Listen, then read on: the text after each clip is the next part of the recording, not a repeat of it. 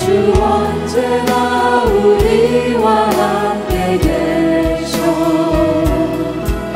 하루 또 하루가 늘 새로워. 하루 또 하루가 새롭습니다.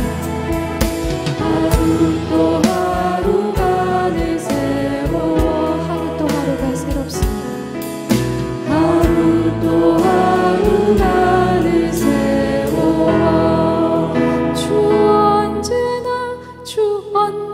여기를 주 언제나를 누르지 마세요. 주 언제나 같이 가면 되는데 그거를 다시 찌그러서 소리를 내려고 하니까 뭔가 틀린 것 같고 약간 음정의 다른 음정으로 가려고 하는 것처럼 느껴지거든요.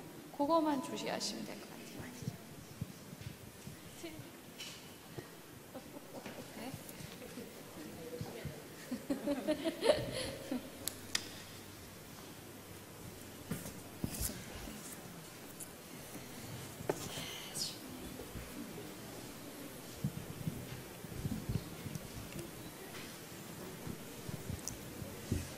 할렐루야. 주일 2부의 예배에 오신 성도님들을 주님의 이름으로 사랑하고 축복합니다. 영광 받으시기에 합당하신 주님, 그 주님께 우리의 마음과 힘과 뜻을 다하여 예배하며 나아가겠습니다.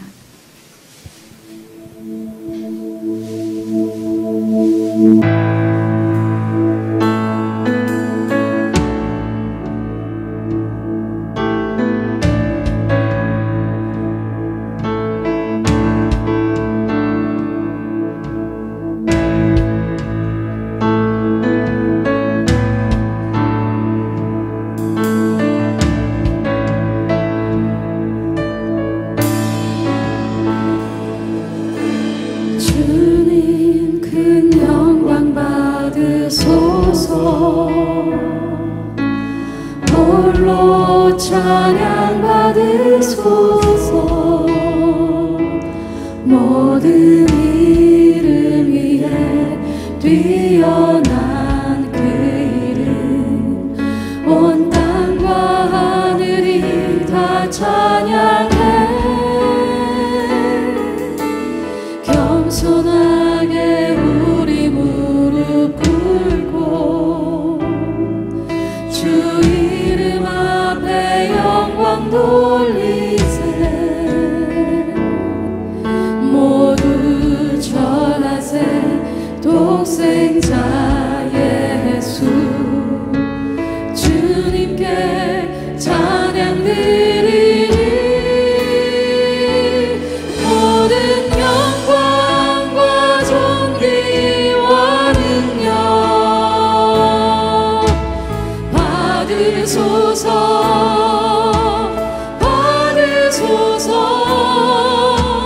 영광과 존귀와 능력 받으소서.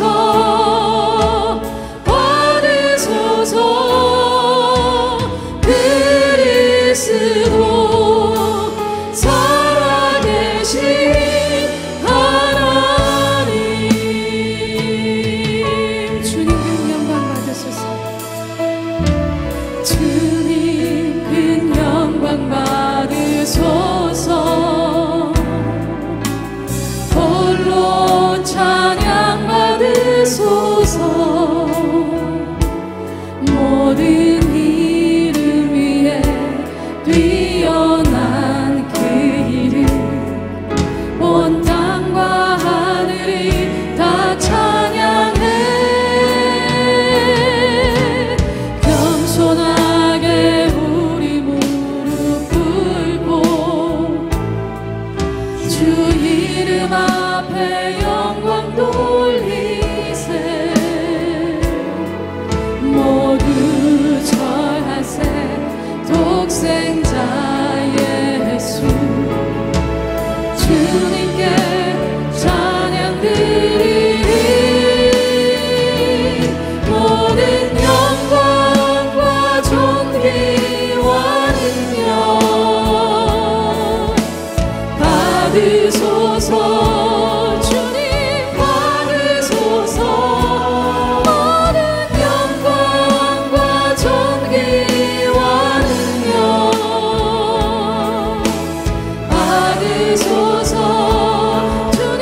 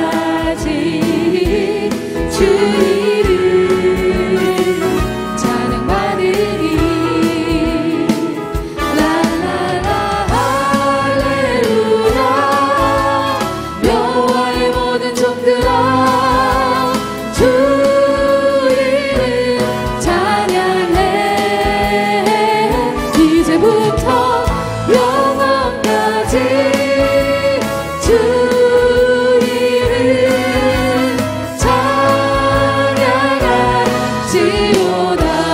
할렐루야 랄랄라 할렐루야.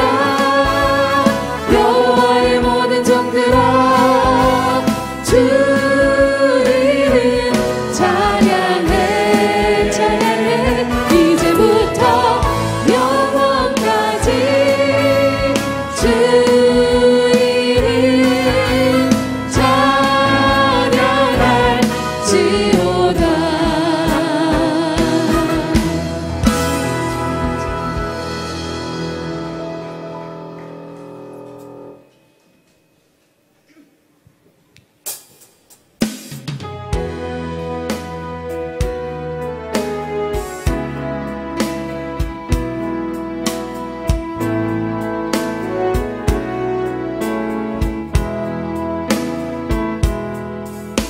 그 선한 힘에 고요히 감사하여 그 놀라운 평화를 누리며 나 그대들과 함께 걸어가네. 나 그대들과 하늘을 여네. 그 선한 힘이 우릴 감싸시니 믿음으로 일어날 일 기대하네. 주 언제나 우리와 함께 계셔. 하루 또 하루가 늘 새로워. 지나간 어느 어둠의 날들이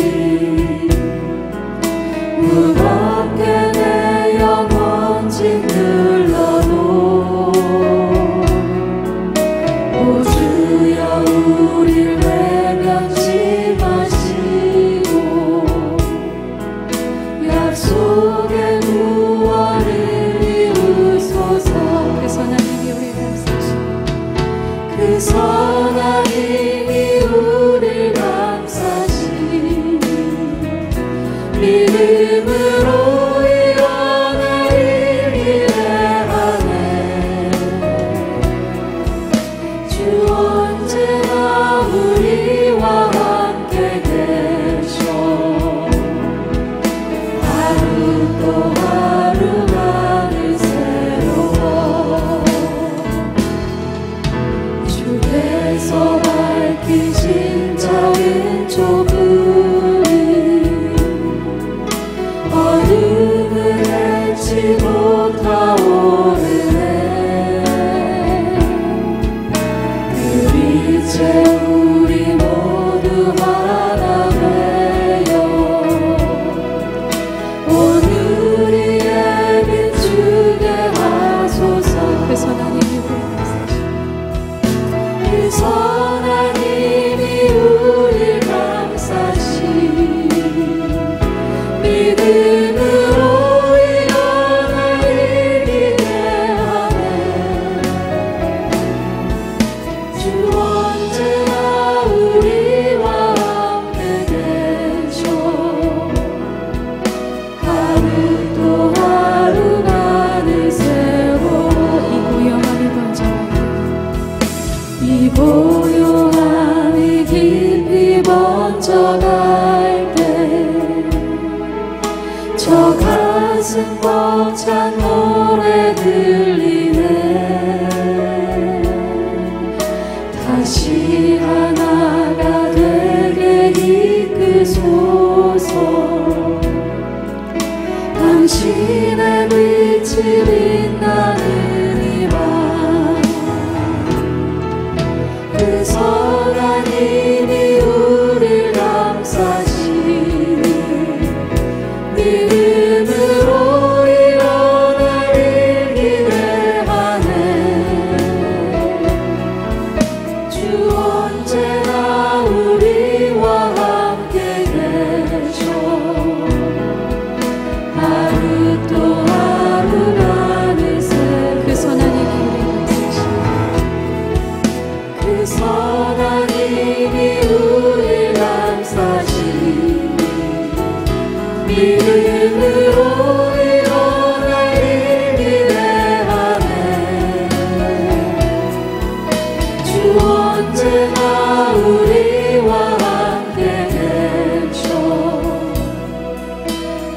하루 또 하루가 늘 새로워. 그 선한 힘이 우리를 감싸시니 그 선한 힘이 우리를 감싸시니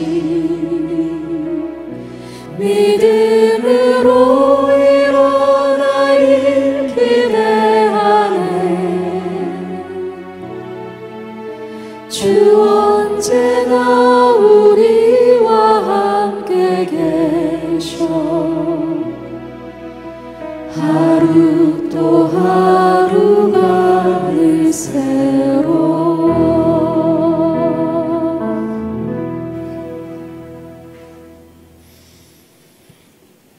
하나님은 영이시니 예배하는 자가 영과 진리로 예배할지니라. 아멘.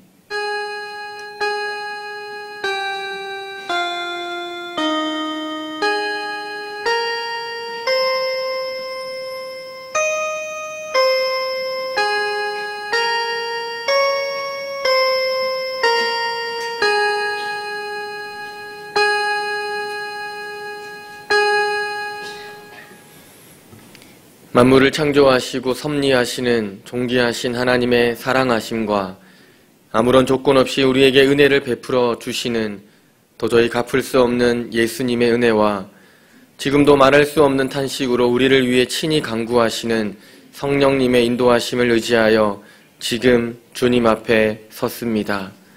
이 시간 모든 찬양과 존귀, 영광을 올려드리오니 주님 홀로 받아주시옵소서. 우리를 구원하시려고 죽으시고 부활하신 예수 그리스도의 이름으로 기원하옵나이다. 아멘.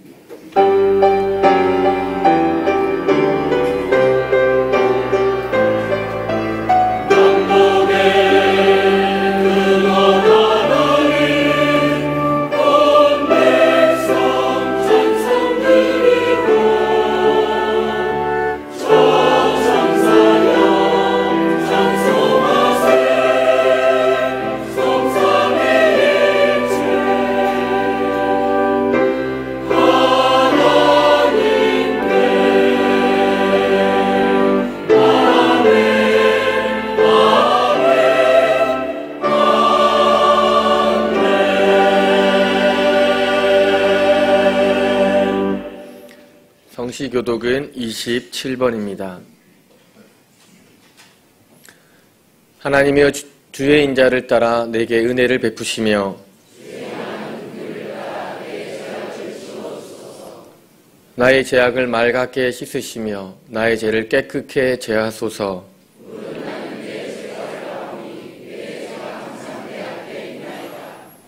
내가 주께만 범죄하여 주의 목전에 악을 행하였사오니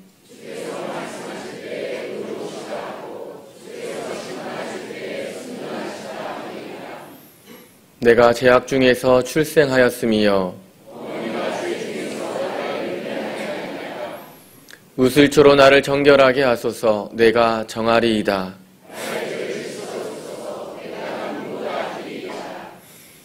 하나님이여 내 속에 정한 마음을 창조하시고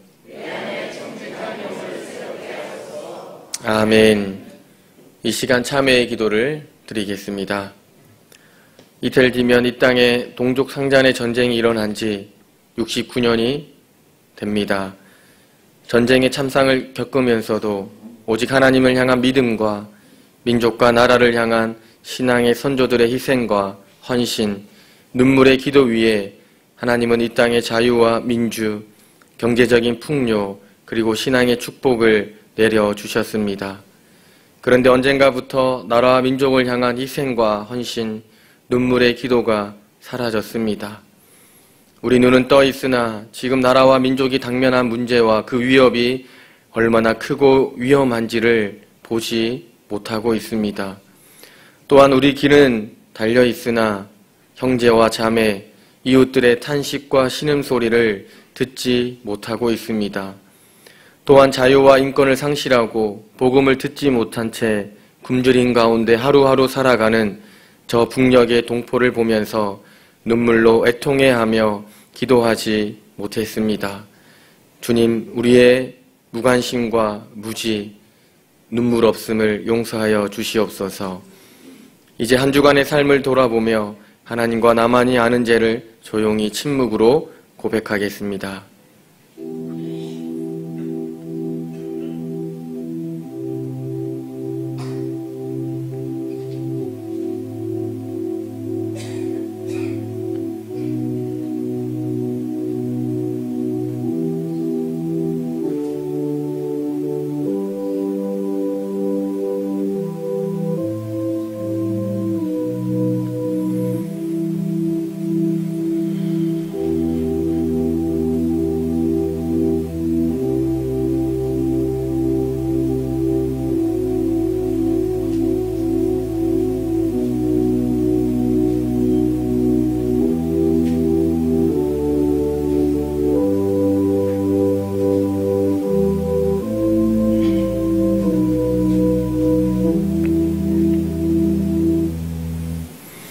오늘 자신의 죄를 참회하는 자에게 주시는 하나님의 말씀입니다. 여호와께서 말씀하시되 오라 우리가 서로 변론하자. 너희의 죄가 주홍 같을지라도 눈과 같이 희어질 것이요 진홍같이 붉을지라도 양털같이 희게 되리라. 아멘. 나는 전능하신 아버지 하나님 천지의 창조주를 믿습니다. 나는 우리 주 예수 그리스도를 믿습니다. 그는 성령으로 잉태되어 동정녀 마리아에게서 나시고 본디오 빌라데에게 고난을 받아 십자가에 못 박혀 죽으시고 다시 살아나셨으며 하늘에 오르시어 전능하신 아버지 하나님 우편에 앉아 계시다가 거기로부터 살아있는 자와 죽은 자를 심판하러 오십니다. 나는 성령을 믿으며 거룩한 공교회와 성도의 교제와 죄를 용서받는 것과 몸의 부활과 영생을 믿습니다. 아멘. 앉으셔서 찬송가 259장을 찬송하겠습니다.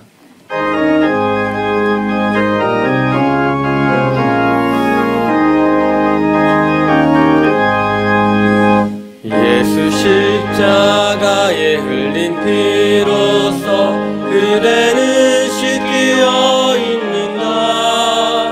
더러운 죄 회개하는 능력을 그대는 참으지 않은가. 예수의 보혈로 그대는 씻기어 있는가. 마음속에 여러 가지 죄악이 깨끗이 씻기어 있는가. 주 예수와 밤낮으로 늘 함께 그대는 행동을 하는가. 아무 때나 어디서나 그대는 십자가 붙들고 있는가. 예수의 보혈로 그대는 씻기어 있는가. 마음속에 여러 가지 죄악이 깨끗이 씻기어 있는가. 주님 예수 다시 올 때 그대는 영접할 예복이 있는가. 그대 몸은 거룩한 곳 천국에 들어갈 준비가 됐는가. 예수의 보혈로 그대는 씻기어 있는가. 마음속에 여러 가지 죄악이 깨끗이 씻기어 있는가. 모든 죄에 더러워진 예복을 주 앞에 지금 다 벗어서 샘물같이 솟아나는 보혈로 눈보다 더 이게 씻으라. 예수의 보혈로 그대는 씻기어 있는가.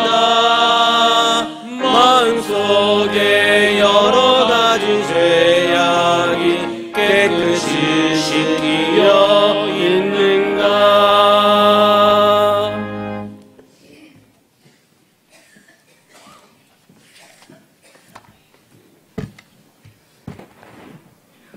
사랑하는 하나님 아버지, 오늘 거룩한 이 시간 주님 앞에 나와서 예배드릴 수 있도록 인도하심에 감사드립니다.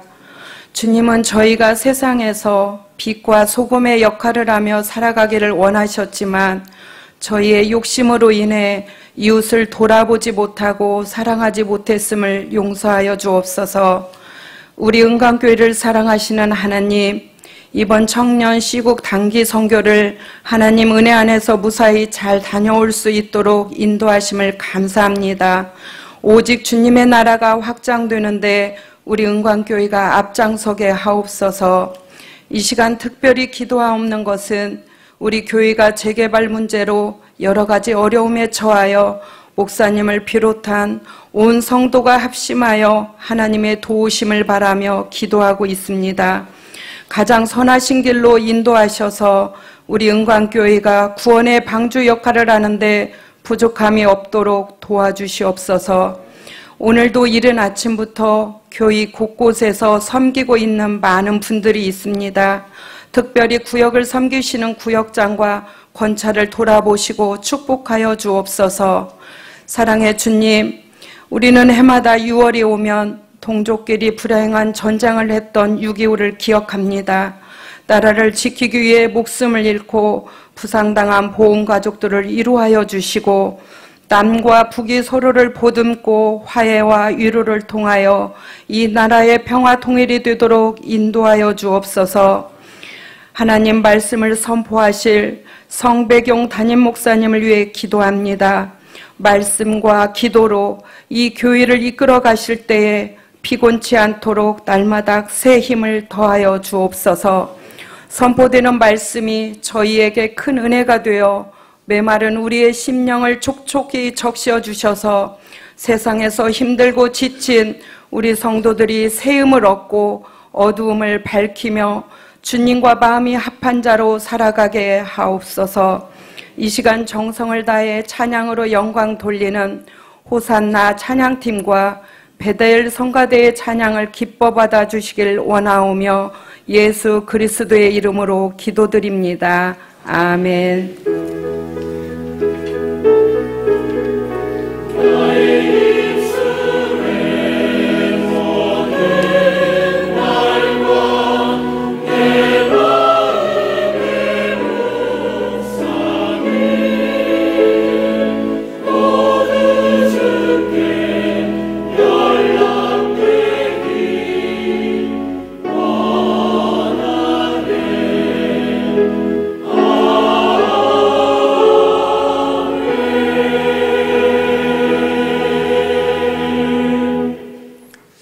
오늘 우리에게 주시는 하나님의 말씀은 신약성경 마태복음 7장 1절에서 6절까지의 말씀입니다. 이 계시의 말씀을 들을 때 살아계신 하나님의 음성을 들으실 수 있기를 바랍니다. 비판을 받지 아니하려거든 비판하지 말라. 너희가 비판하는 그 비판으로 너희가 비판을 받을 것이요 너희가 헤아리는 그 헤아림으로 너희가 헤아림을 받을 것이니라. 어찌하여 형제의 눈 속에 있는 티는 보고 내 눈 속에 있는 들보는 깨달지 못하느냐. 보라, 내 눈 속에 들보가 있는데 어찌하여 형제에게 말하기를 나로 내 눈 속에 있는 티를 빼게 하라 하겠느냐. 외식하는 자여, 먼저 내 눈 속에서 들보를 빼어라. 그 후에야 밝히 보고 형제의 눈 속에서 티를 빼리라. 거룩한 것을 개에게 주지 말며 너희 진주를 돼지 앞에 던지지 말라. 그들이 그것을 발로 밟고 돌이켜 너희를 찢어 상하게 할까 염려하라. 이 말씀은 살아계신 하나님의 말씀입니다. 아멘.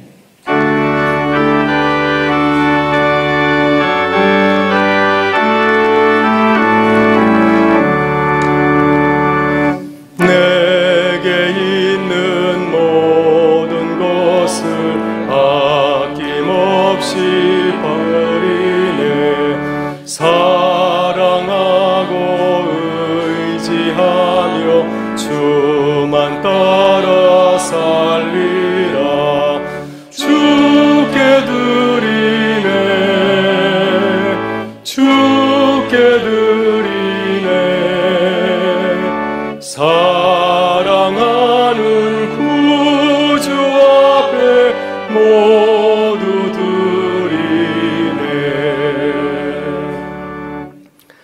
참 좋으신 우리 아버지 하나님, 우리에게 많은 감사의 이유를 주셔서 감사합니다. 지금으로부터 69년 전 1950년 6월 25일 주일에는 북한의 남침으로 인해서 온 나라가 3년에 걸친 전쟁의 참화 속에 참 평화를 잃어버리고 고통 속에 살아가야 하였는데, 오늘 우리는 이 아름다운 주일 아침에 주의 전에 모여서 온 성도들이 하나님을 예배하고 성도의 교제를 나누게 해주시니 감사를 드립니다. 주님, 이 나라 민족을 긍휼히 여겨주셔서 주님 주신 자유와 평화를 잘 지키고 누리게 하시고, 주께서 우리에게 당부하신 민족의 사명을 잘 깨닫고 실천하게 하셔서 하나님의 귀한 도구로 사용되는 기쁨을 누리게 하여 주옵소서. 주님, 한국교회를 복주셔서 부흥하고 성장하게 하셔서 전쟁의 참화 속에 울부짖는 백성들을 위로하고 천국복음의 메시지를 전하게 하신 주님의 은혜에 감사드립니다. 이 시대에 주님의 교회를 다시 새롭게 하셔서 삶의 목표와 방향을 잃고 헤매는 이 민족을 주님의 의의 길로 인도하는 파수꾼의 사명을 잘 감당하는 교회로 거듭나게 하여 주옵소서. 주님, 지난 한 주를 돌아보며 주님의 크신 은혜에 감사드립니다. 주님의 은혜로 시국 단기선교팀과 은평삼양대학교 전도여행팀이 각자 맡은 선교지와 전도지에서 복음전도 사역을 잘 마치고 돌아왔습니다. 우리에게 선교와 전도의 기쁨을 나누고 누리게 하시고 하나님 나라 사역에 동참하도록 인도하신 주님의 은혜에 감사드립니다. 이 시간 주께서 베풀어 주신 은혜와 사랑에 감사하여 정성을 다하여 예물 드리오니 주님 기쁘게 받아 주시옵소서. 사랑 성도들의 삶에 하늘의 신령한 은혜를 부어주셔서 항상 살아계신 주님의 임재와 능력을 제마하며 살아가게 하시고, 어떤 상황과 여건 속에서도 항상 기뻐하고 감사하는 주의 백성이 되게 하여 주옵소서. 오늘도 간절히 주의 은혜를 사모하는 사랑하는 모든 교우들에게 주님의 풍성한 은혜로 채워주시길 간절히 바라오며 예수 그리스도의 이름으로 기도드리옵나이다. 아멘.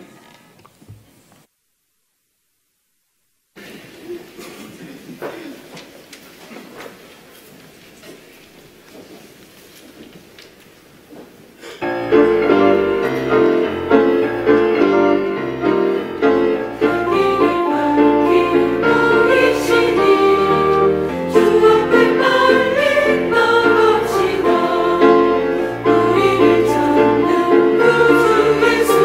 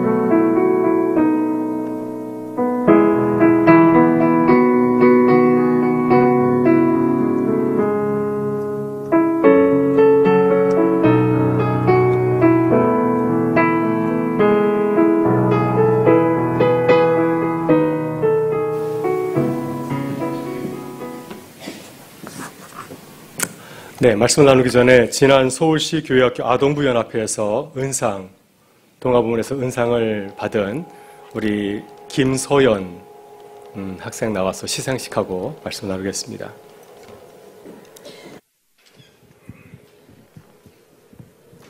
네, 올라오세요.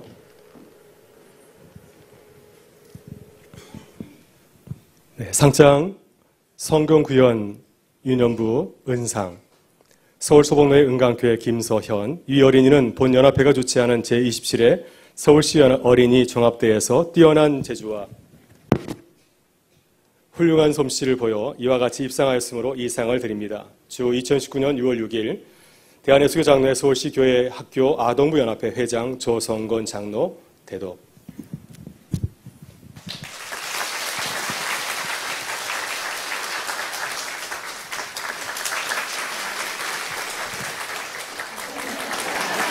네, 인사할 때 큰 박수 부탁드리겠습니다.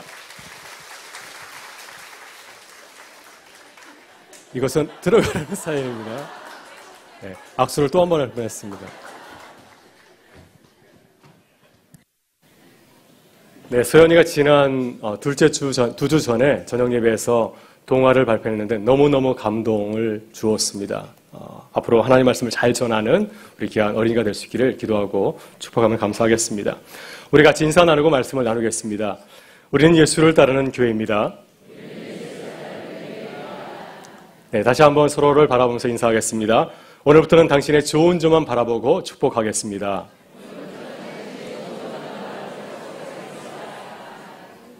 네, 다들 약속하셨습니다. 네, 우리 교회가 크게 달라질 줄 믿습니다.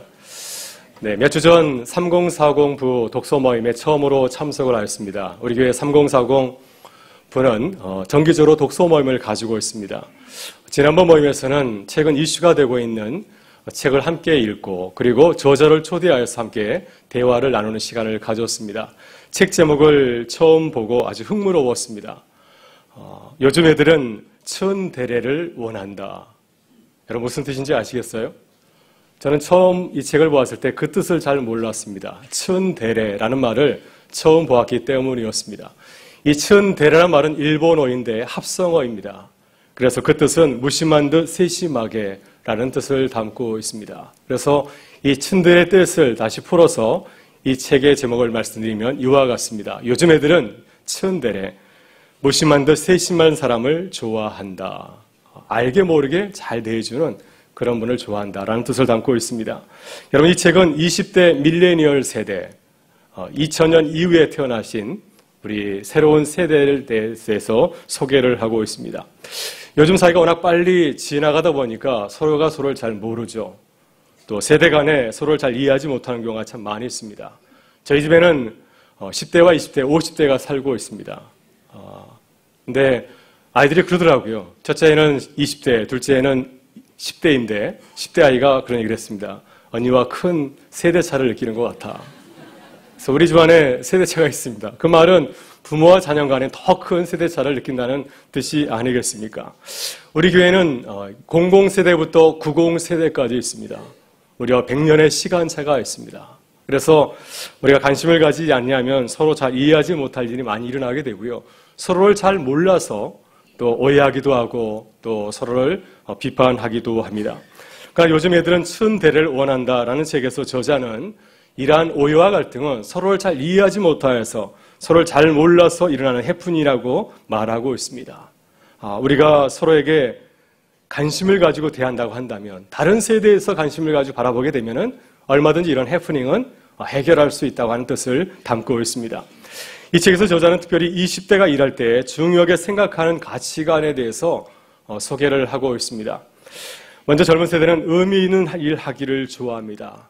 이것이 쉬운 일인가 어려운 일인가 이것을 따지기 전에 이게 내게 의미 있는 일인가 내게 소중한 일인가를 먼저 중요하게 생각한다고 하는 것입니다.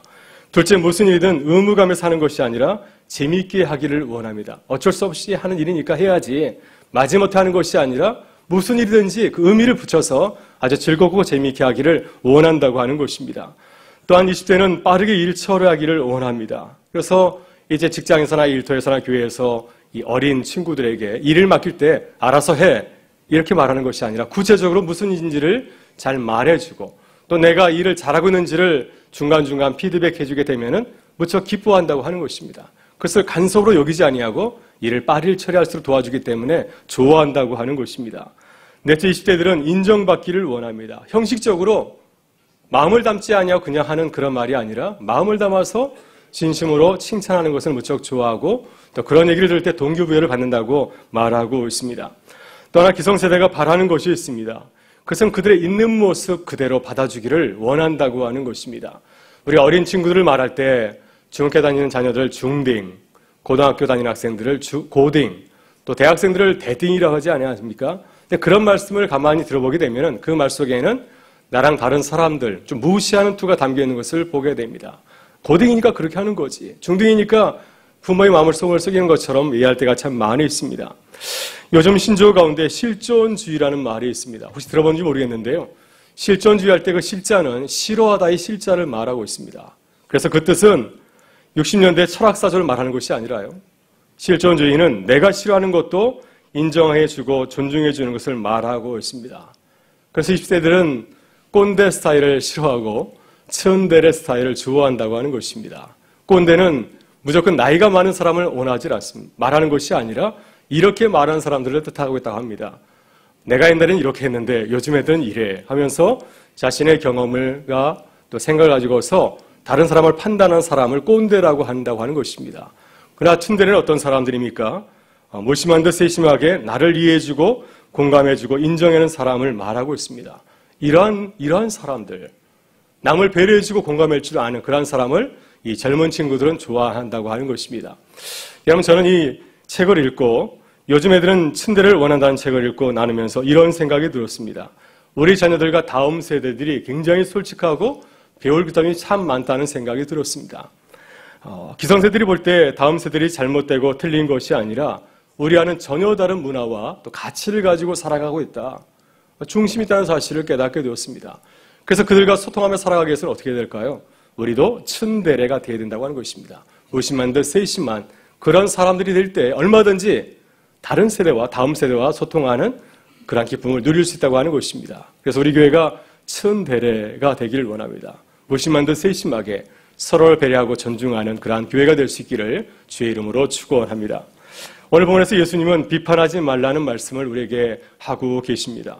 왜 예수님께서는 제자들에게 비판하지 말라고 하셨을까요? 우리는 이렇게 말씀하신 배경을 한번 생각해 보아야 됩니다. 여러분, 산상수훈은 예수님께서 제자들에게 주신 말씀이죠.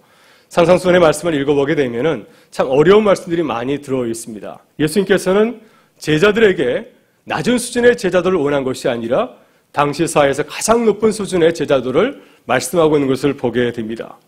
하늘에 계신 너희 아버지가 온전하심과 같이 너희도 온전하라. 이런 높은 수준의 제자의 삶을 요구하셨습니다. 너희의 의가 서기관과 바리새인보다 더 낫지 아니하면 결코 천국에 들어가지 못하리라. 당시 유대 사이에서 가장 의로운 자였던 바리새인과 서기관들보다도 더 뛰어난 삶을 사는 자자가 되어야 천국에 들어갈 수 있다고 말씀하였습니다. 너희는 세상의 빛이요 소금이라. 너희가 세상을 썩지 않게 하는 소금과 빛 같은 존재라고 말씀하셨습니다. 너는 구제할 때 오른손이 하는 것을 왼손이 모르게 하여 내 구제함을 은밀하게 하라. 그래서 무슨 일 하든지 나를 드러내지 아니하고 아주 은밀하게 아무도 모르게 주님의 일을 감당할 것을 우리에게 당부하였습니다. 이렇게 제자들은 아주 엄격하게 훈련을 받았습니다. 근데 문제가 생겼습니다. 이런 제자의 기준, 또 이 제자의 삶을 자기 자신에게만 적용하면 아무런 문제가 없는데 이러한 것들을 다른 사람에게 요구하게 되었다고 하는 것입니다. 나는 세상의 빛과 소금으로 살아가고 있는가? 나는 내 의를 드러내고 있지 않는가? 나는 아무도 모르게 골방에 들어가서 은밀하게 하나님께 간절히 기도하고 있는가? 이렇게 이 제자의 기준을 나에게 적용하고 실천하고 살아간다면 아무런 문제가 없습니다. 다른 사람과 싸울 일도 없고 또 다른 사람들을 다툴 일도 없습니다. 오직 우리 자신의 모습만 생각하면서 이 제자의 모습을 단련하고 훈련한다면 아마 우리는 시간이 지날수록 아름다운 제자로, 성숙한 제자로 거듭나지 아니하겠습니까? 그러나 제자들은 예수님의 제자로 살아가면서 관심을 자신에게 두지 아니하고 다른 사람들에게 관심을 두기 시작하였습니다. 그래서 제자의 기준을 나에게 적용하기보다는 다른 사람들에게 적용하고 요구하기 시작하였다고 하는 것입니다. 너는 왜 세상의 빛과 소금으로 살아가지 않느냐? 왜 너는 자기를 드러내고 자랑하느냐? 왜 너는 성숙한 제자답게 살아가지 못하느냐? 이렇게 엄격한 제자의 기준을 가지고서 서로를 판단하고 또 비판하게 되었습니다. 그러다 보니까 신앙 공동체 안에서 어떠한 일들이 벌어지게 되었을까요? 서로에게 상처를 주고 고통을 받는 일이 벌어지게 되었습니다. 만약 이렇게 엄격한 기준을 가지고서 서로를 판단한다면 신앙 공동체가 어떻게 되겠습니까? 정말 이태로워지지 않겠습니까? 우리는 고린도전서에서 서로에게 이러한 기준을 요구하다가 이태로워진 신앙 공동체를 우리는 보았습니다. 또 이러한 판단과 비판에서 자유로울 제자가 어디에 있겠습니까? 이러한 태도는 공동체를 아름답게 세우는 것이 아니라 오히려 공동체를 무너뜨리는 행위인 것을 우리가 알 수가 있습니다.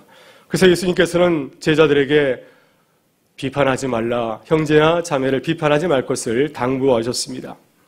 여러분, 이것이 예수님께서 우리에게 바라시는 제자의 모습입니다. 우리는 두 가지 모습을 가져야 됩니다. 우리 자신에 대해서는 엄격하게 돼야 됩니다. 우리의 모습을 바라볼 때는 항상 엄격한 가정교사가 되어야 됩니다. 내가 정말 예수님께서 말씀하시는 대로 제자 길을 걸어가고 있는가, 우리 자신을 향해서 정말 채찍질을 하는 그러한 가정교사가 되어야 됩니다. 그러나 다른 사람들에 대해서는 부드럽게 되어야 됩니다. 우리는 다른 사람들에게는 따뜻하고 친절한 유머가 되어야 됩니다.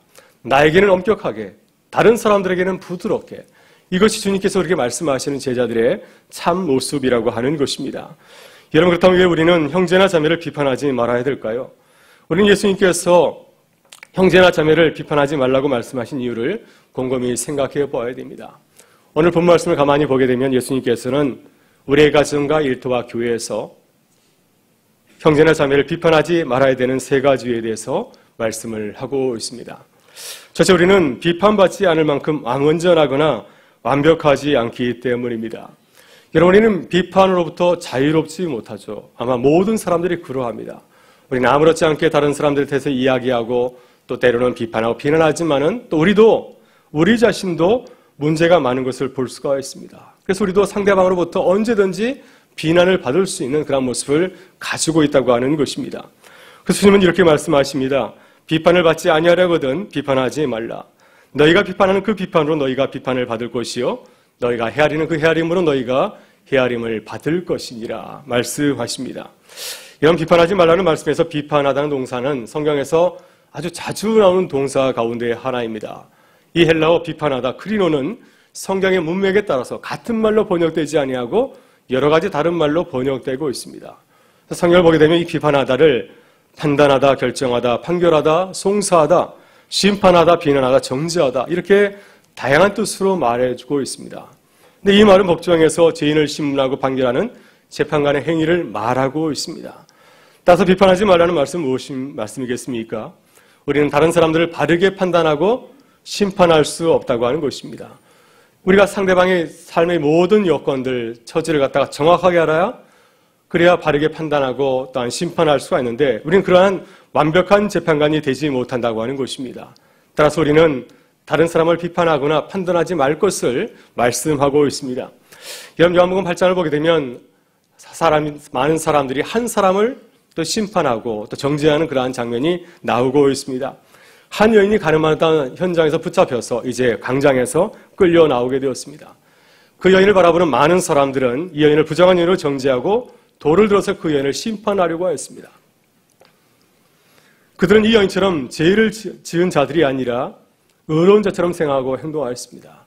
나는 저 여인과 다르다. 나는 저 여인을 심판할 수 있는 충분한 자격과 자질을 갖추고 있다. 이렇게 생각하고 당당하게 행동하였습니다. 그러나 예수님께서는 그 많은 사람들에게 또 이 여인에게 어떻게 말하고 행동하였습니까? 예수님께서는 우리가 보는 가운데서 땅바닥에 무언가를 쓰셨습니다. 고대 교부들의 주석에 따르면 예수님께서 땅바닥에 앉으셔서 사람들의 지은 죄를 쓰셨다고 하는 것이죠. 사람들이 평상시 짓는 그 죄를 하나하나 다 기록하셨다고 하는 것입니다. 이렇게 길을 쓸 때 거기 있는 많은 사람들이 이제 한 사람 두 사람 떠나게 되었습니다. 그래서 주님께서는 그들에게 이렇게 말씀하셨습니다. 너희 중에 죄가 없는 자가 이 여자를 돌로 치라. 이 말씀 무슨 뜻이겠습니까? 너희 가운데 이 여인을 심판할 자격을 가진 자가 얼마나 되느냐? 이런 뜻을 담고 있습니다. 이 여인을 심판할 수 있는 분은 오직 한 분, 하나님밖에 없다고 하는 것입니다. 그래서 이 말씀을 듣게 될 때 많은 사람들이 그 자리에서 다 떠나고 이제 예수님과 그 여인만 남게 되었습니다. 둘만 남게 되어서 예수님께서 그 여인에게 어떻게 말씀하셨습니까? 나도 너를 정죄하지 아니하노니 가서 다시는 죄를 범하지 말라. 예수님도 그 여인을 심판하고 비판하지 아니하셨습니다. 그 여인에게 다시 죄를 지지 말라고 말했을 뿐 그 여인을 정죄하지 아니하였습니다. 그래서 찰스수인들은 비판하지 말아야 되는 7가지 이유를 우리에게 소개하고 있습니다. 첫째, 우리는 모든 사실을 다 알지 못하고요. 또 우리는 상대방의 그 동기를 잘 알지 못합니다. 셋째, 우리는 완전히 객관적으로 사고할 수가 없습니다. 중립적으로 모든 일을 판단할 수 없다고 하는 것입니다. 넷째로는 그 상황에 있지 아니하면 정확하게 그 모든 정황을 알 수가 없습니다. 또 우리는 우리가 보지 못하는 부분들이 있습니다. 우리는 편견을 가지고 있기 때문에 또 바르게 보지를 못합니다. 일곱째, 그래서 우리는 불완전하고 일관성이 없다고 하는 것입니다. 바르게 판단할 수 있는 그런 능력을 갖추지 못하고 있다고 하는 것입니다. 이런 편견에 대한 아주 재미있는 이야기가 하나 있습니다. 아주 의미 있는 이야기가 있습니다. 어떤 사람이 무척 좋은 포도주를 시음하게 되었습니다. 이 포도주는 아주 좋은 포도로 만들었고 아주 오랫동안 숙성시킨 최고급 포도주였습니다. 이제 두 사람이 시음하게 됐는데 첫 번째 사람이 그 포도주를 마시고 시음한 후에 조심스럽게 얘기하였습니다. 참 좋은 포도주이지만은 이 포도주에서는 가벼운 가죽 맛이 납니다. 두 번째 사람은 이 포도주를 마신 다음에 또 이렇게 평가하였습니다. 내가 마셔보니 이 포도주는 굉장히 좋은 포도주인데 이 포도주에서는 조금 새맛이 납니다. 그것만 빼면 참 좋은 포도주인 것 같습니다. 근데 많은 사람들이 그 사람의 판단을 존중한 것이 아니라 이 두 사람을 비난하였습니다. 조롱하였습니다. 어떻게 최고급 포도주에서 그런 맛이 날 수 있느냐 이렇게 주장을 하였습니다. 시간이 지난 다음에 이 최고급 포도주통을 다 비우게 되었을 때 그 바닥에서 뭔가 하나를 발견하게 되었습니다. 가죽끈이 달린 열쇠 하나를 발견하게 되었다고 하는 것입니다. 이야기는 이렇게 우리가 편견을 가지고서 남을 비판할 때가 참 많이 있다. 우리는 완벽하지 않다는 사실을 말해주고 있습니다. 여러분, 우리의 판단은 완전하거나 완벽하지 아니합니다. 우리는 편견을 가지고서 다른 사람을 바라보고 판단하고 비판할 때가 참 많이 있습니다. 따라서 항상 다른 사람을 비판하기 전에 우리의 모습을 한번 돌아보실 수 있기를 바랍니다. 우리의 모습을 먼저 돌아보게 되면은 우리가 다른 사람을 쉽게 판단하고 비판한 죄를 범하게 되지 않을 줄 믿습니다. 둘째, 우리는 왜 비판하지 말아야 될까요? 그것은 우리가 더 비판받을 죄인이기 때문입니다. 그럼 산상수훈 6장과 7장을 보게 되면 예수님께서는 우리가 가지고 있는 나쁜 습관 2가지를 말씀하고 있습니다. 하나는 우리 자신을 부정적으로 바라보는 것입니다. 우리는 우리 자신에 대해서 인색하지 않습니까? 우리 하고 있는 일에 대해서 염려할 때가 참 많이 있습니다. 그래서 예수님께서는 염려하는 제자들을 향하여서 자신을 부정적으로 바라보는 제자들을 향하여서 염려하지 말라. 긍정적으로 자신들을 바라볼 것을 당부하셨습니다. 또 하나는 다른 사람을 부정적으로 바라보는 것입니다.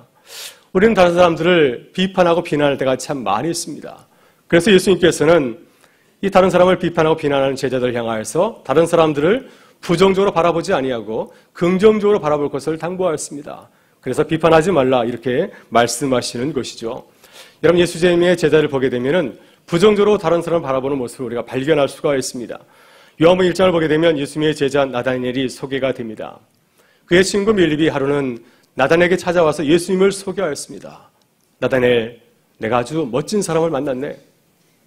바로 이 사람은 율법에서 말씀하였고 선지자서에서 말씀한 바로 그 사람이라네. 바로 그 사람 요셉의 아들 나사렛 예수라네. 우리가 그 사람 한번 만나러 가봅시다. 라고 이렇게 얘기하였을 때 나다니엘은 아주 시큰둥하게 반응하였습니다. 빌립, 나사렛에서 무슨 선한 것이 나겠는가? 하면서 예수님께서 나사렛 출신이기 때문에 그에게 기대할 것이 별로 없다면서 예수님을 비판적으로 바라보았습니다. 여러분, 이렇게 남을 비판적으로 부정적으로 바라보는 제자들에게 주님은 말씀하셨습니다. 어찌하여 형제의 눈 속에 있는 티는 보고 내 눈 속에 있는 들보는 보지 못하느냐? 보라, 내 눈 속에 들보가 있는데 어찌하여 형제에게 말하기를 나는 내 눈 속에 있는 티를 빼게 하랴 하겠느냐? 여러분, 예수님은 언어의 마술사입니다. 얼마나 말을 아주 재미있게 또 지혜롭게 잘 말씀하시는 줄 모릅니다. 예수님께서는 제자들의 그런 비판의 모습을 깨닫게 하기 위해서 가장법을 사용해서 말씀을 하고 있습니다. 주님께서 말씀하신 티와 들보는 무엇을 말하고 있습니까? 형제 눈에 들어있는 티, 내 눈에 들어있는 들보는 무엇을 말하고 있습니까? 티는 아주 작은 가시를 말하고 있습니다. 눈에 보이지 않는 아주 작은 가시를 말하고 있고요. 들보는 무엇을 말하고 있습니까? 들보는 집을 받치고 있는 통나무를 말하고 있습니다. 그래서 이 티와 들보는 전혀 비교의 대상이 아니죠. 굉장히 큰 차이가 있다는 사실을 강조해 주고 있습니다. 여기서 티와 들보는 무엇을 말하겠습니까? 이것은 율법의 계명을 말하고 있습니다. 들보는 율법의 기초를 이루고 있는 매우 중요한 계명을 말하고 있습니다. 하나님을 사랑하라, 형제를 사랑하라. 이러한 아주 중요한 계명을 말하고 있고요. 그렇다고 한다면 티는 무엇을 말하고 있겠습니까? 티는 가장 작은 계명을 말하고 있습니다. 예를 들어서 식사할 때 손을 씻어야 된다와 같이 정결법과 같은 작은 계명을 말하고 있습니다. 그다음 주님이 티와 들보를 가지고 강조하는 것은 무슨 말씀이겠습니까? 우리의 눈에는 들보가 있지만 형제의 눈에는 티가 있다고 하는 것입니다. 우리는 형제를 비난하고 비판할 때 우리의 모습은 보지 못하고 다른 사람의 모습만 바라본다고 하는 것입니다. 내가 저지른 실수는 보지 못하고 상대방이 저지른 작은 실수에만 집착한다고 하는 것입니다. 내가 지은 어물은 통나무처럼 훨씬 크고 무서운 것인데도 불구하고 자신의 어물은 바라보지 못하고 형제가 보여준 작은 모습에 집착하면서 또한 비난한다고 하는 것입니다. 따라서 비판을 받을 자가 오히려 비판을 하고 있다고 주님은 말씀을 하고 있습니다. 여러분, 예수님께서 말씀하신 비유를 가만히 살펴보게 되면은 이러한 사람들을 우리가 발견할 수가 있습니다. 이러한 실수를 하는 우리의 모습을 우리가 발견할 수가 있습니다. 포도원 품꾼 비유를 보게 되면 주인이 이제 많은 품꾼을 부르게 되었습니다. 근데 가장 먼저 온 품꾼이 가장 나중에 온 품꾼을 갖다 비난하면서 비판하였습니다. 자신은 주인의 은혜에 감사하지 못하면서 가장 늦게 와서 1시간밖에 일하지 아니한 이 가장 늦게 온 품꾼의 그 모습을 비난하고 비판을 하였습니다. 어떻게 그가 우리와 같이 똑같은 품삯을 받을 수 있냐고 하는 것입니다. 그는 품삯을 받을 자격이 없다고 하면서 비난하고 비판하였습니다. 여러분, 탕자의 비유를 보게 되면 두 아들이 나오지 않습니까? 큰 아들이 둘째 아들을 비난하였습니다. 자신은 의로운 아들인 것처럼 행세하지 않았습니까? 아버지의 마음을 아프게 하는 아주 무서운 죄를 범하고 있으면서도 자신의 잘못을 깨닫지 못하고 집을 나갔다 돌아온 아버지의 재산을 축냈다고 하는 동생의 그러한 허물만을 가지고서 비난하고 비판하였습니다. 바리새인과 세리의 비유를 보게 되면 바리새인은 자신의 의를 드러내는 아주 무서운 교만의 죄를 범하였으면서도 불구하고 이 세리의 모습을 바라보면서 그를 꾸짖고 비판하고 또 비난한 그러한 잘못을 저지르는 것을 보게 됩니다. 여러분, 주님은 형제를 비난하고 비판하는 자들에게 이렇게 말씀하셨습니다. 외식하는 자여, 먼저 내 눈 속에서 들보를 빼어라. 그 위에 밝히 보고 형제의 눈 속에서 티를 빼리라. 여러분, 우리는 우리의 모습을 먼저 바라보면서 회개해야 됩니다. 우리 하나님 앞에서 얼마나 무서운 죄인지를 깨닫게 될 때 비로소 우리의 눈이 열리게 될 줄 믿습니다. 우리의 모습을 바라볼 때 사랑의 눈을 가지고서 형제를 바라보며 또 사랑하는 형제들에게 사랑이 권면하는 주님의 사람으로 거듭나게 될 줄 믿습니다. 여러분, 사도 바울이 다메스코 도상에서 주님을 만나게 되었을 때 그의 눈에서 비늘 같은 것이 벗겨졌다고 말씀하고 있습니다. 그때 그는 교회를 박해하고 사람을 죽인 자신의 무서운 죄와 허물을 깨닫게 되었습니다. 그전에는 자신이 가장 의로운 사람을 생각하며 많은 사람을 박해하였는데 자신의 모습을 진정으로 바라보는 순간 그의 눈이 변화해서 모든 사람을 사랑으로 대하는 사랑의 사도로 거듭나게 되었습니다. 여러분, 우리도 성령의 은혜로 들보 같은 우리의 죄와 허물을 깨닫는 주님의 사람들이 되실 수 있기를 바랍니다. 그래서 주님의 사랑으로 형제와 자매를 바라보면서 사랑으로 권면하는 우리 모든 교회와 성도가 되실 수 있기를 주의 이름으로 축원합니다. 셋째, 우리는 왜 형제를 비판하지 말아야 될까요? 사랑이 없는 비판은 변화를 기대할 수 없기 때문입니다. 여러분, 우리는 주의를 할 때 항상 주님의 사랑을 가지고서 해야 됩니다.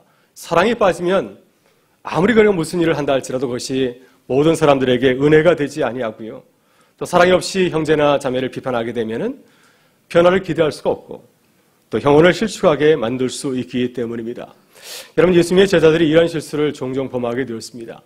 누가복음 9장 51절을 보게 되면 이제 예수님께서 예루살렘을 향해서 걸어가게 되었습니다. 모든 사역을 이제 정리하고 마지막 사역을 위해서 이제 걸어가게 될 때 사마리아 성에 들르게 되었습니다. 근데 사마리아 사람들이 예루살렘을 향해서 걸어가는 예수님의 제자 일행을 반갑게 맞이하지 아니하였습니다. 자신을 환대하지 않는 사마리아 사람들을 바라보면서 야고와 요한이 화가 나가지고 예수님에게 이렇게 물었습니다. 주님, 우리가 불을 명하여 하늘로부터 내려 저들을 멸하러 하기를 원하시나이까? 무슨 뜻입니까? 저들이 우리를 반갑게 맞이하지 아니하니 우리가 불을 내어서 저들을 망하게 할까요? 이런 무서운 말씀을 하였습니다. 이렇게 제자들이 철없이 얘기할 때 주님께서는 그들을 책망하시고 그 마을을 떠나서 다른 마을로 가시게 되었습니다. 왜냐하면 사랑으로 일하지 아니하면 그것 가운데서 아무런 역사도 일어날 수 없기 때문에 주님께서 제자들에게 이렇게 나무라신 것이었습니다. 그러나 예수님께서는 상대방을 비판하기보다는 사랑의 눈으로 늘 바라보셨습니다. 상대방을 부정적으로 바라보지 아니하고 긍정적으로 바라보고 또 상대방을 칭찬하고 또 존중한 것을 보게 됩니다. 예수님께서 나다나엘을 처음 만나게 되었을 때 그가 빌립에게 한 말을 예수님께서는 알고 있었습니다. 나사렛에서 무슨 선한 것이 나겠는가? 예수님에게 전혀 기대하지 아니하면서 주님을 비난하는 또 비판하는 나다나엘이 한 일을 잘 알고 있었습니다. 만약 저 같으면 기분이 상해서 그를 제자로 받아들이지 않았을 것 같습니다. 그러나 주님께서는 그렇게 하지 아니하시고 나다나엘을 처음 만나게 되었을 때 이렇게 말하였습니다. 이 사람은 참으로 이스라엘 사람이라 그 속에 간사한 것이 없도다. 그를 바라보면서 마음껏 축복하고 그의 좋은 점을 칭찬하였습니다. 이렇게 사랑으로 말하게 될 때 나다나엘이 예수님을 믿고 놀라운 고백을 하게 되었습니다. 선생님, 당신은 하나님의 아들이시요 당신은 이스라엘의 임금이로소이다. 주님을 믿고 주님을 따라다니는 제자로 거듭나는 놀라운 역사가 일어나게 되었습니다. 그래서 예수님께서는 제자들에게 사랑으로 비판할 것을 당부하고 있습니다. 비판을 하더라도 우리가 늘 비판해야 되지만 비판을 할 때 항상 사랑을 가지고서 말할 것을 당부하고 있습니다. 6절에서 이렇게 말씀합니다. 거룩한 것을 그에게 주지 말며 너희 진주를 돼지 앞에 던지지 말라. 그들이 그를 받고 돌이켜 너희를 찢어 상하게 할까 염려하라. 네, 여기서 말하는 진주나 거룩한 것을 무엇을 말하겠습니까? 하나님의 말씀 복음을 말하고 있지 않겠습니까? 여기서 말하는 돼지나 개는 주님의 말씀의 뜻을 깨닫지 못하는 사람을 말하고 있습니다. 아무리 우리가 하나님의 말씀을 전한다 할지라도 그것이 거룩한 것, 진주와 같이 소중한 하나님의 말씀이라는 사실을 모르는 자에게 하게 되면은 그 사람이 그 뜻을 깨닫지 못하고 오히려 우리를 비난하고 비판하며 공격할 수 있다고 하는 것입니다. 사랑이 없는 비판, 사랑을 가지고서 배려 없는 그런 비판할 때 그곳에는 아무런 변화가 일어나지 않는다고 하는 것입니다. 그래서 주님께서는 우리에게 무슨 일을 하든지 특별히 비판이나 비난할 때 사랑으로 할 것을 우리에게 당부하고 있습니다. 여러분, 최근 시인 정호승이 쓴 어른을 위한 동화집 못 자구이라는 책을 보게 되면 참 감동적인 이야기가 나옵니다. 한 아내가 자신을 힘들게 하는 남편을 바라보면서 오랫동안 소가리를 하였습니다. 근데 이 아내는 그때마다 남편에게 바가지를 긁은 것이 아니라 남편 자신을 힘들게 할 때마다 뒤뜰에 있는 감나무에 못을 하나씩 박았습니다. 그래서 자신을 힘들게 할 때마다 못을 박았습니다. 그래서 이 감나무는 못 천지가 되었습니다. 하루 남편이 이제 밤늦게 또 소골세기로 들어오게 되었을 때 아내는 남편을 잃고 아무 말 하지 아니하고 이 수없이 많은 못이 박혀있는 감나무를 보여주었습니다. 남편이 그 이유를 물었을 때 아내는 당신이 나를 힘들게 할 때마다 내가 감나무에 못을 박았습니다. 자신의 마음을 이렇게 표현하였습니다. 그 예를 듣고 남편이 크게 깨달았습니다. 내가 아내의 마음을 많이 아프겠구나. 내가 정말 미안합니다. 내가 감나무에 못을 박은 것이 아니라 당신의 마음에 못을 박았군요. 하면서 자신의 잘못을 뉘우쳤습니다. 그날 이후로 이제 남편이 달라지기 시작하였습니다. 다정다감한 남편이 되었습니다. 어느 아내는 다시 남편을 데리고 감나무로 갔습니다. 그리고 이렇게 말하였습니다. 여보, 이제는 감나무에 못이 하나도 없어요. 당신이 나를 고맙게 할 때마다 못을 하나 뽑았더니 이제는 못이 하나도 남지 않게 되었어요. 여보, 정말 고마워요. 라고 말했을 때 남편이 이렇게 말하였습니다. 아니, 아직 용서가 멀었어. 아직 못자국이 남아있잖아. 못자국이 다 없어지면은 그제서야 용서를 받을 수 있을지 몰라. 라고 이렇게 말했을 때 아내가 눈물을 터뜨리면서 남편을 꼭 끌어안았다는 이야기입니다. 사랑으로 바라볼 때, 아름다운 사랑의 말과 행실로 바라볼 때 이렇게 아름다운 변화가 일어난다는 그러한 이야기입니다. 여러분, 비판은 무엇과 같을까요? 저는 비판은 산울림과 같다고 생각합니다. 높은 산에 올라가서 큰 소리를 지르면 메아리가 똑같이 올려오지 않습니까? 야호 하면 야호하고 들립니다. 우리가 사랑을 가지고 말하면 또 사랑이 되돌아오죠. 나는 너를 사랑한다. 나도 너를 사랑한다 돌아옵니다. 그러나 우리가 나는 너를 싫어한다 말하게 되면은 똑같이 메아리가 들려옵니다. 나도 너를 싫어한다. 여러분, 이것이 하나님이 지으신 세계이죠. 우리가 사랑으로 대할 때 사랑의 놀라운 역사가 일어난다는 그런 진리를 우리에게 잘 말해주고 있습니다. 여러분, 우리는 어떻게 형제나 자매를 바라보고 있습니까? 우리 주님과 같이 사랑으로 바라보실 수 있기를 바랍니다. 항상 칭찬하고 축복하실 수 있기를 바랍니다. 미운 마음이 들 때, 비판하고 싶은 마음이 들 때 더욱 칭찬하고 축복하실 수 있기를 바랍니다.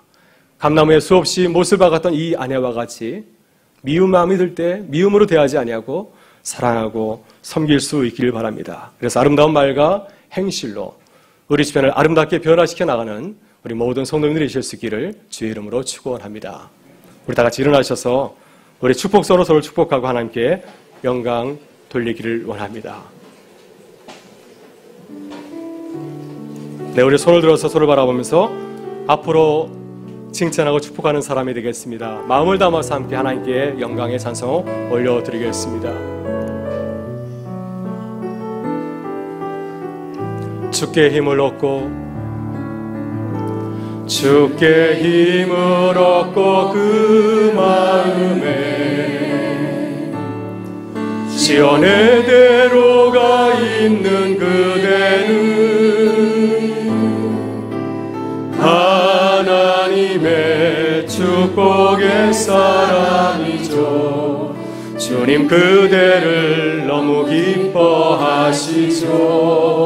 주의 집에 거하기를 사모하고 주를 항상 찬송하는 그대는 하나님의 축복의 사람이죠. 주님 그대를 너무 사랑하시죠. 그대의 섬김은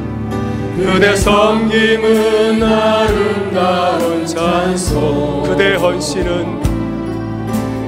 헌신은 향기로운 기도. 그대가 밟는 땅 어디에서라도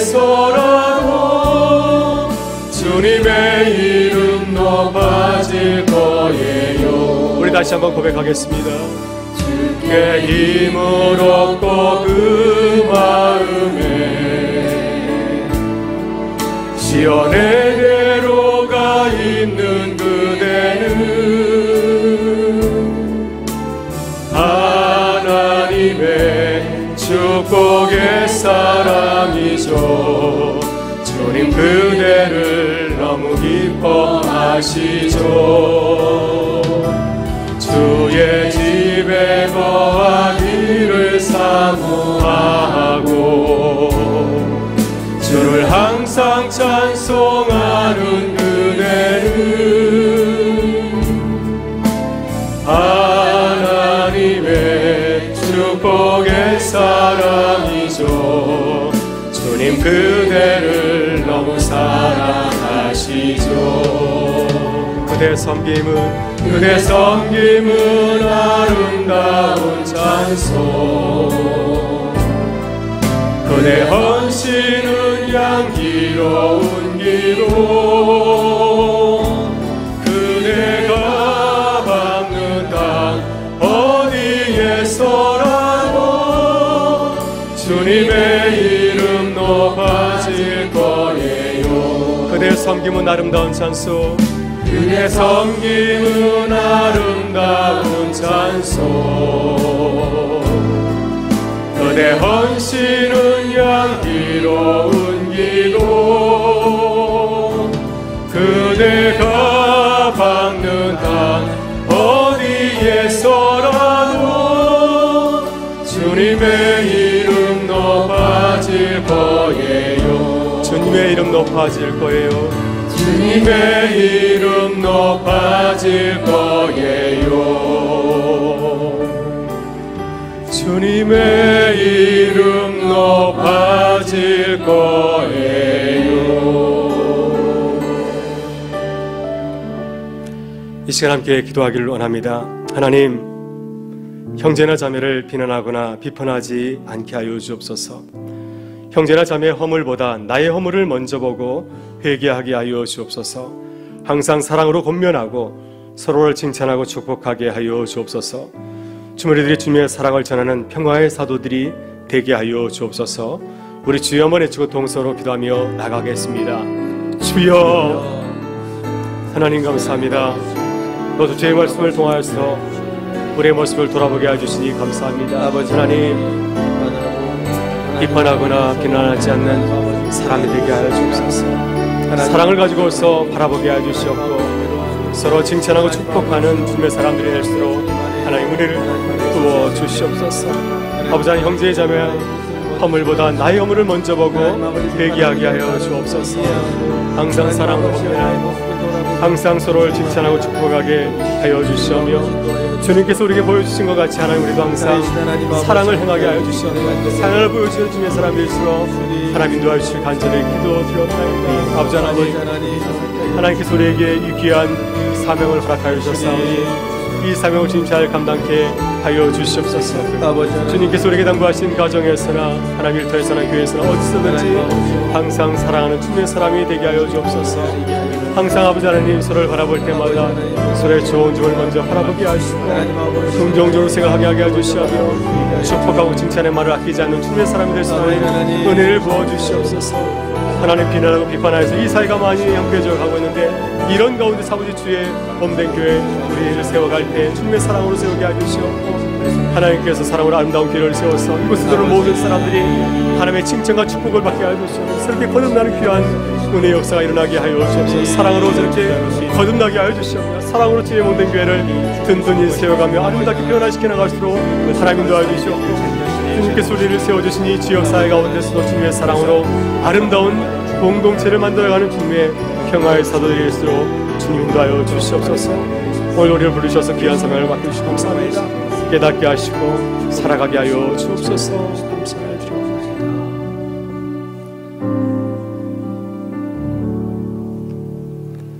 참 좋으신 우리 아버지 하나님, 주님의 은혜와 사랑에 감사드립니다. 주님도 주님처럼 남을 비난하거나 비판하지 않게 하여 주옵소서. 형제나 자매를 비난하고 비판하기 이전에 우리의 허물을 먼저 보고 회개하게 하여 주옵소서. 오직 주님의 사랑을 가지고 칭찬하고 축복하는 사람이 되게 하여 주옵소서. 그래서 주님의 사랑으로 감동을 주고 세상을 아름답게 변화시키는 놀라운 성령의 역사를 경험하게 하여 주옵소서. 주님, 은평사명자학교 전도여행과 단기 선교사역을 무사히 마치고 돌아오게 하셔서 감사합니다. 이제 우리에게 더욱 주님의 사랑을 가지고서 주님의 복음을 전하는 교회가 되게 하여 주옵소서. 우리의 매일의 삶의 자리에서 주님을 만나고 체험하며 복음을 증거하는 삶이 되기를 간절히 바라옵고 예수 그리스도의 이름으로 기도드리옵나이다. 아멘. 이제는 우리 주 예수 그리스도의 은혜와 하나님 아버지의 사랑하심과 성령의 교통하심이 주님께서 우리를 바라보시는 것처럼 우리도 주님의 사랑을 가지고서 아름다운 말과 행실로 주님을 주변을 아름답게 변화시켜 나가기를 원하는 우리 모든 교우들의 삶의 자리 가운데, 우리 교회 모든 사역 가운데, 이 나라와 민족 가운데 늘 같이 하여 주시기를 간절히 축원하옵나이다. 아멘.